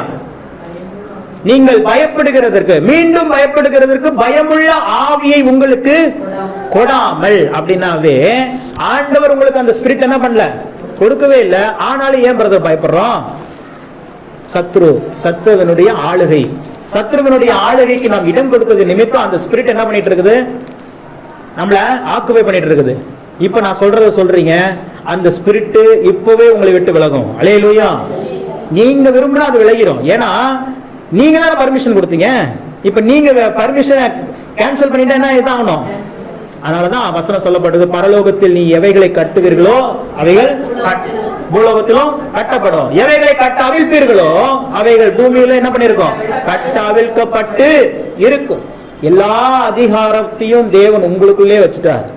உங்கள் நாவின் அதிகாரத்துல தான் எல்லாம் இருக்குது. அதனாலதான் நாக்க குறிச்சு யாக்கோபு ஒரு பெரிய ஒரு லெசனே எடுத்துட்டார். நாவு என்ன அப்படின்னு ஒரு பெரிய சாப்டர் எடுத்து சொல்லிட்டார். இந்த நாவை வைத்து அழிக்கவும் முடியும், உருவாக்கவும் முடியும். நம்ம இன்னைக்கு இந்த நாக்கை அழிக்கிறதுக்கு தான் பயன்படுத்துறோம், இனி உருவாக்குவதற்கு பயன்படுத்துங்க. உங்க வாழ்க்கையில என்ன ஆசீர்வாதங்களை விரும்புறீங்க அதை உருவாக்குங்கள். இந்த நாவை கொண்டு, இந்த வார்த்தையை கொண்டு நீங்கள் உருவாக்க முடியும். இந்த வார்த்தையை கொண்டு என்ன பண்ண முடியும், உருவாக்கும். சமாதானத்தின் வாழ் என்ன வேணும் உங்களுக்கு, எல்லாவற்றையும் சிருஷ்டித்து 5 நாள்ல சிருஷ்டிச்சு 6வது நாள் மனுஷனை உண்டாக்குறார். நான் சொல்றேன், உங்களுக்கு தேவையான எல்லா நன்மைகளையும் எல்லா ஆசீர்வாதங்களையும் இந்த 5 மாசத்துல ரெடி பண்ணிட்டார். அல்லேலூயா. இந்த 6வது மாசத்துல ஏன் உள்ள வந்திருக்கிறீங்க, இப்ப ரெடி பண்ணதெல்லாம் என்ன பண்ண போறீங்க, பெற்றுக்கொள்ள போகிறீர்கள். உங்களுக்கென்று ஆயத்தம் பண்ணின ஆசீர்வாதங்களை பெற்றுக்கொள்ளுகிற அதிசயத்தின் மாதம் தான் இந்த ஜூன் மாதம். எவ்வளவு பெரிய ஒரு ஆசீர்வாதத்தை ஆண்டு நமக்கு தந்திருக்கிறார் பாருங்க. அதான் சொல்றேன், கர்த்தருக்கு காத்திருக்கிறவர்களோ, நேரம் அதிகமானதுனால இதெல்லாம் பகுதியெல்லாம் பைபிள்ல தான் இருக்குது, உங்களுக்கு தெரிஞ்ச வசனங்கள் தான். காத்திருக்கிறவர்களோ புது பலன் அடைவார்கள். பழைய பலன் அல்ல, பழைய மாதிரி அல்ல, ஒரு புதிய பலன். உங்களுடைய நடவடிக்கைகள், உங்களுடைய காரியங்களே நீ புதுமையா இருக்கும். நீங்க பாருங்களேன், உங்க பிள்ளைகளுடைய காரியங்கள் இந்த மாதத்துல புதுமையா இருக்கிறத நீங்க பாப்பீங்க. ஒரு ஒரு உயர்வுக்கு அடுத்த ஸ்தானத்துல உங்க கணவருடைய வாழ்க்கையில ஒரு சில மாற்றங்கள், மனைவியினுடைய வாழ்க்கையில ஒரு சில மாற்றங்கள், நீங்கள் எதிர்பார்த்திருக்கிற காரியங்களில மாற்றங்களை இந்த மாதத்துல தான் பார்க்க முடியும். ஏன்னா இது ஆயத்தம் பண்ணினவைகளை அனுபவிக்கிற மாதம். எவ்வளவு வார்த்தை வருது பாருங்க. இதெல்லாம் நான் எழுதிலாம் வைக்கல, ஆவியானவரே கொடுக்கறது ஃப்ளோல, அப்படியே ஃப்ளோல வரும். பரிசுத்த ஆவிக்குள்ள நீங்க நிறுந்தீங்க அப்படின்னா ஆவியானவர் அவர் என்னென்னலாம் பேசணும்னு நினைக்கிறாரோ உங்களை கொண்டு பேசிக்கிட்டே இருப்பார். அதனாலதான் நான் சொல்றேன், குரூப்ல கான்ஃபரன்ஸ் பிரேயர் எல்லாம் வந்து பாத்தீங்கன்னா மெசேஜ் கொடுக்கறதுக்கோ வர்ஷிப் பண்றதுக்கோ தயங்கவே கூடாது. போய் நிக்கிறது மட்டும்தான் உங்களுடைய வேலை. பேசுகிறது அவர் தானே சொல்லியிருக்கிறாரு, பேசுகிறவர்கள் நீங்கள் அல்ல, பிதாவின் ஆவியானவரே. எல்லாத்துக்கும் வாசனை தெரியும், ஆனா செயல்படுவது கடினம். போன வாரம் கூட எங்க குரூப்ல அப்படித்தான் ஒருத்தவங்க செய்தியாவே எனக்கு போட்டு தள்ளுறீங்க, ஃபுல்லா பண்ணீங்கன்னா நான் வரமாட்டேன் பாத்துங்க. நீ வரலன்னா என்ன, நீ வரவில்லை என்றால் கல்லுகளும் தேவனை துதிக்கும், கழுதைகளும் வாயை திறந்து பேசும். உனக்கு கொடுக்கப்பட்ட வாய்ப்பு பயன்படுத்தி கொண்டால் நீ ஆசீர்வாதமா இருக்கலாம். வேண்டான்னு உதறனா யாருக்குங்க நஷ்டம்? யார் வாய்ப்புகளை அவமதிக்கிறார்களோ, வேண்டாம் என்று உதறுகிறார்களோ, பல பேர் வாய்ப்புகளை இன்னைக்கு உதறிட்டே இருக்கிறோம். உதறது ஏதோ என்ன சொல்றது சூழ்நிலை அப்படின்னா இல்ல, வாய்ப்புகளை உதறி கொண்டே இருக்கிறோம். அந்த வாய்ப்புகள் உதறப்பட கிருபைகளை இழந்து விடுவோம். கிருபைகளை தேவன் நமக்குள்ள வச்சிருக்கிறார் அப்படின்னா அந்த கிருபை என்ன பண்ண வைக்கணும், காத்து கொள்றது ஒண்ணு, பெருக்கணும். தாளந்துகளை தேவன் கொடுத்துட்டு போயிட்டாரு. ஒருத்தன் எவ்வளவு கொடுத்தாரு, 10 தாளந்து கொடுத்தாரு. ஒருத்தனுக்கு 5 இல்ல தூங்குறீங்களான்னு பார்த்தேன், சொல்லுங்க எத்தனை தாளந்து? 4 5 ஆஹா, பெரிய குழப்பத்தை விட்டீங்களே நீ. அப்படியா? 4 நான் பார்த்த மாதிரியே இல்லையே பைபிள்ல. 2 4 ஆக்குனாங்க தெரியும், 1 ஒருத்தன் பர்ச்சேஸ்தான் தெரியும், இன்னொருத்த எவ்வளவு வச்சிருந்தான் யாருக்குமே தெரியல. ஒருத்தவங்க மட்டும் 4ன்னு சொல்லியிருக்கிறீங்க. சொல்லுங்க பாப்போம். நான் சொல்றேன் 5. 4 தானா? சரி, இந்த பிரச்சனை அப்புறமா வச்சுக்கலாம் நம்மளுக்குள்ள. அல்லேலூயா. தாளந்துகள் கொடுக்கப்படுவது அதை பெருக்க வேண்டும் என்பதற்காகத்தான், அதை புதைத்து வைக்க வேண்டும் என்பதற்காக தேவன் தாளந்துகளை கொடுக்கிறது இல்ல. தேவன் தாளந்துகளை என்ன பண்றாரு? பெருக்குவதற்காக கொடுக்கிறார். இன்னைக்கு உங்களை நம்பி ஒரு சில ஆசீர்வாதங்களை கொடுத்திருக்கிறாரா? அதை நீங்கள் பெருக்க வேண்டும். அதற்குண்டான வழி, அதுக்குண்டான ஐடியாஸ் ஆவியானவர் தருவார். வசனம் அப்படித்தானே சொல்லுது, நான் உனக்கு போதித்து நீ நடக்க வேண்டிய வழியை. இதுக்கு மேல என்ன வேணும்? அவரே காட்டுவேன்னு சொல்றாரு, அவரே போதிப்புன்னு சொல்றாரு. போய் உட்காருவதற்கு நம்மளால முடியல, தேவ சமூகத்துல போய் உட்காருவதற்கு நம்மளால முடியவில்லை என்பதனாலதான் நீங்க பல விதத்துல காரியங்கள். நான் சொல்றேன், இந்த மாதம், இந்த 5 மாசத்தோட அந்த பழைய சாப்டர்ஸ் எல்லாம் க்ளோஸ். இனி நியூ சாப்டருக்குள்ளாக புதிய அதிசயங்களை காணும்படியாக தேவன் இந்த நாளில் எங்களை கொண்டு வந்திருக்கிறார். அல்லேலூயா. நீங்க நல்ல கவனிங்க, இன்னிலிருந்து எழுதி வச்சுக்கோங்க. 1 2 3 4 30 நாள் எழுதி வச்சுக்கோங்க. இந்த 30 நாளில் தேவன் எத்தனை அதிசயங்களை உங்களுக்கு செஞ்சிருக்கிறாரு அப்படின்னு இந்த மாத எண்டில் நீங்க என்கிட்ட சொல்லணும். சபையின் மத்தியில சாட்சியா சொல்லணும். நிச்சயமாக தேவன் செய்வார். நான் சொல்லி, ஆண்டவர் சொல்லியிருக்கிறார், இன்னைக்கு வரவங்களுடைய வாழ்க்கையில எல்லாம் ஒரு அதிசயம் கண்டிப்பா உண்டு. எத்தனை பேர் வராங்கிறதுலாம் முக்கியம் இல்ல. நான் அப்படி யோசிச்சேன், இவ்வளோ கஷ்டப்பட்டு வேலை, ஹெவி ஒர்க்கை முடிச்சுட்டு நைட்டு 10 மணிக்கு தான் பஸ் ஏறுறேன். பஸ் ஏறிட்டு அந்த டிராவல்லே வரேன், விடிய காலையில் 3 மணிக்கு தான் அருகில் வந்து சேர்றேன். அப்போ ஒரு சின்ன மனசுல, இவ்வளோ நெருக்கத்தின் மத்தியில இந்த ஞாயிற்றுக்கிழமை போய் ஒரு மணி நேரம் சபையை நடத்தணுங்கிறது தான் பர்பஸ், வேற ஒன்றும் வேலை இல்லை எனக்கு. சர்ச்சை நடத்துறதுக்காக இப்படி போறோமே, இதெல்லாம் ஆசீர்வாதமா மக்களுக்கு இருக்குமா அப்படிங்கும் போது அப்ப ஆண்டவர் சொல்றாரு, இல்ல நீ போகணும், அந்த இடத்துல ஒரு இம்பர்டேஷன் நடக்கும். யாரெல்லாம் அதிசயத்தை நான் பார்க்க வேண்டும் என்று சொல்லி சித்தம் வைத்திருக்கிறோம் அவங்களை கொண்டு வந்துருவேன் அப்படின்னு சொல்லியிருக்கிறார். அதனாலதான் இன்னைக்கு நான் உங்க எல்லாத்தையும் சுத்தி திருப்பி பார்த்துக்கிட்டே இருக்கிறேன். ஏன்னா இன்றைக்கு நீங்களா இங்க வரல, தேவனே உங்களுக்கு ஒரு அதிசயத்தை உங்களுக்கு தர வேண்டும் என்பதற்காக அழைத்து கொண்டு வந்திருக்கிறார். அல்லேலூயா. அதனாலதான் நிறைய பேருக்கு வாய்ப்புகள் கொடுக்கப்படுகிறது. அந்த வாய்ப்புகளை பயன்படுத்தி கொண்டவர்கள் பாக்கியவான்களா இருக்கிறார்கள். யாத்திராகமத்தின் புத்தகத்துல 14 15 16 17 4 அதிகாரங்கள். இந்த 4 அதிகாரங்களும் பாத்தீங்க அப்படின்னா அதிசயத்தினால இருக்கிறது. பல அதிசயங்கள் நடக்குது. ஒவ்வொரு அதிகாரத்திலும் ஒவ்வொரு அதிசயம். 14ஆம் அதிகாரத்தில் என்ன அதிசயம் நடக்குது? செங்கடல் 2ஆக பிளக்கப்படுகிறது. அதுக்கப்புறம் பாறையிலிருந்து தண்ணீர் வருகிறது. அமலேக்கியர்கள் முறிக்கப்படுகிறார்கள். இந்த 4 அதிகாரத்தை நீங்க வாசிக்கிறீங்க. வாசிச்சுட்டு அடுத்த வாரம் வரும்போது இதுல எத்தனை அதிசயம் இருக்குது, இந்த அதிசயத்திலிருந்து இந்த அதிசயத்தை பெற்றுக் கொள்வதற்குண்டான வழி என்ன அப்படிங்கறத நீங்க தான் எனக்கு அடுத்த வாரம் சொல்லணும். அல்லேலூயா. ஏன்னா நான் செய்தி முடிக்க போறேன், அவ்வளவுதான். உங்களுக்கு நான் திருவந்து கொடுத்து முடிக்க போறேன். ஆண்டவர் சொன்ன காரியம் இதுதான். இந்த மாதம் ஆயத்தம் பண்ணின ஆசீர்வாதங்களை அனுபவிக்கிற மாதமாக இருக்கும்.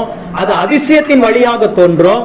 வருகிற ஒவ்வொருவரும் ஒவ்வொரு நாளும் அதிசயத்தை காண்பார்கள். அதற்கு கொடுக்கப்பட்ட வார்த்தை தான் இந்த வார்த்தை, என்னாலே செய்யக்கூடாத அதிசயமான காரியம் ஒன்று. நீங்க ஒவ்வொரு நாளும் எதிர்பாருங்கள், அதிசயத்தை எதிர்பாருங்கள். எகிப்து தேசத்திலிருந்து இஸ்ரவேலர்கள் புறப்பட்டு வரும்போதுதான் இந்த அதிசயங்கள்லாம் நடக்குது. நான் இப்ப சொன்ன யாத்திராகம் 14ஆம் அதிகாரம், 15ஆம் அதிகாரம், 16ஆம் அதிகாரம், 17ஆம் அதிகாரம், தொடர்ந்து இந்த 4 அதிகாரத்தை வாசித்து பாருங்கள். அதிசயத்தின் மீது அதிசயம், அதிசயத்தின் மீது அதிசயம். சாப்டர் அடுத்தடுத்து கேப்பே இல்ல. சொல்லுங்க, கேப்பே இல்ல.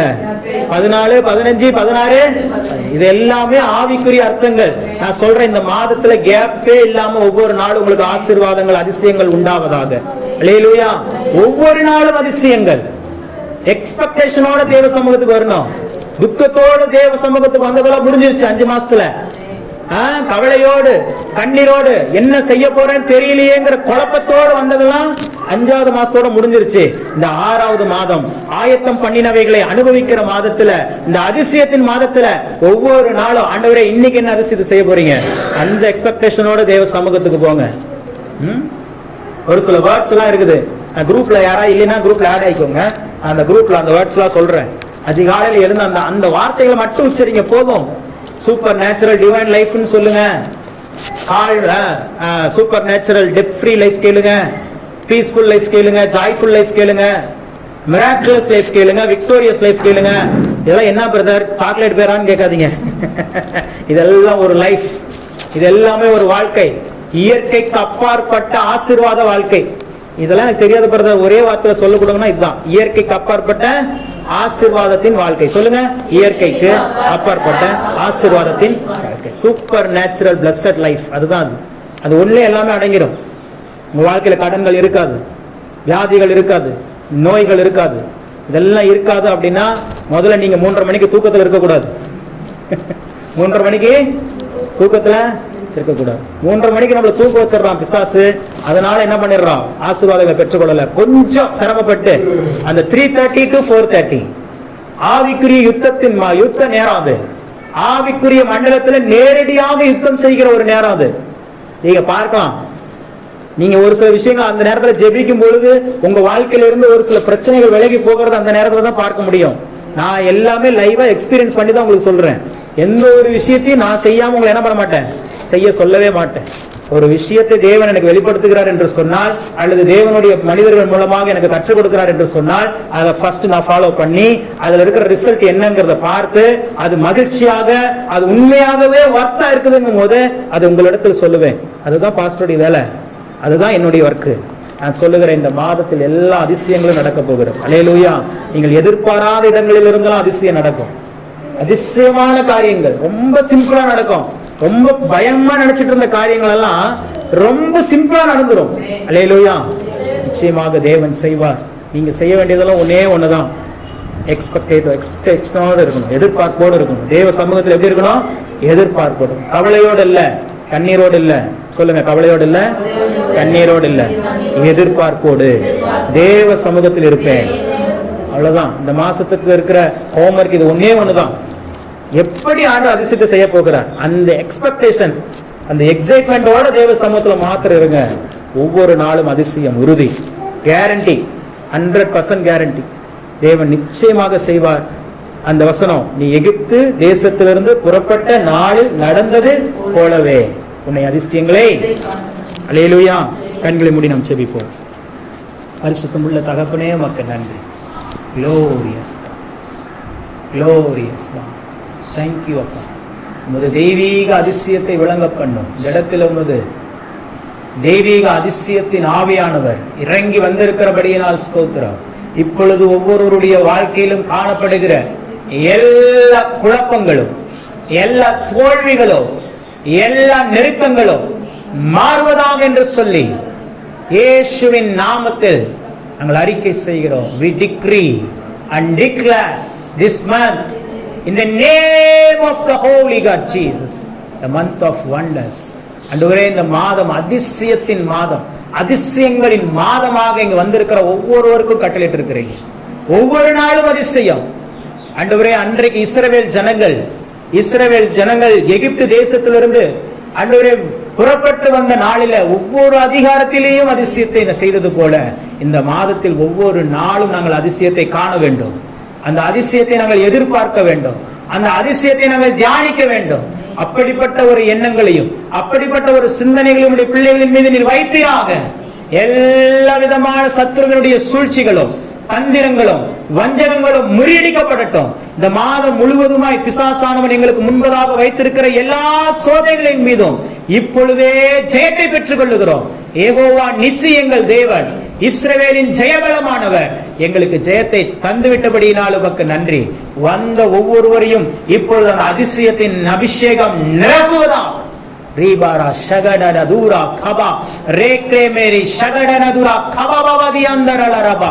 இடைவிடாத அதிசயங்கள், ஒவ்வொரு நாளும் அதிசயங்கள், ஆயத்தம் பண்ணினவைகளை அனுபவிக்கிற மாதமாக இந்த 5 மாதங்களும் உடைய பிள்ளைகளுக்கு என்று தர வேண்டும் என்று சொல்லி ஆயத்தம் பண்ணின அனைத்து ஆசீர்வாதங்களையும் இந்த 6ஆம் மாதத்தில் அனுபவிப்பார்களாக.